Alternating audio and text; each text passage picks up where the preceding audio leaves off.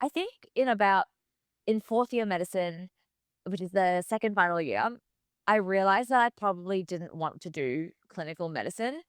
I loved medicine, I loved med school, I loved the friends and the connections I made from medicine, but I really struggled to, accept the system that I was going to be working in, and I think a big part of that as well was by that time, I had grown to over 3 million followers on TikTok and Instagram, and so I was doing education and, um, study tips and productivity tips, and I think I just had experience with impact across, a really widespread level. Like I was impacting millions of lives.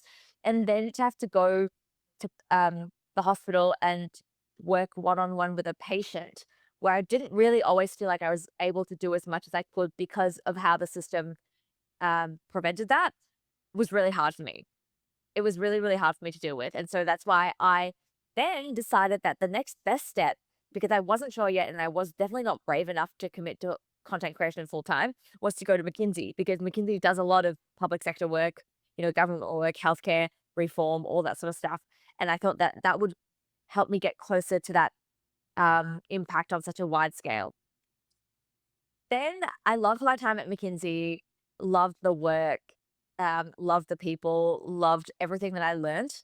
But it got to a point where I think the pull was too strong. Like content was always my priority. It was always the first thing I thought of when I got up, the last thing I thought of when I got to bed. Um, and so I think after a while, you burn out because you're constantly being pulled in one direction, but like fighting to stand in another direction. And once I hit that stage where I was so burnt out, like I I dreaded going to work on a Monday. I was just exhausted and, disproportionately exhausted to how much I was sleeping and resting. I knew that it was probably time for me to take the leap. It You was like want. I got through that and I was like, I think it's time I just stuck around and find out because like I've already survived some of what could potentially be the worst days and there's not really anything that's gonna be worse than what I made it through. So, then I took the leap.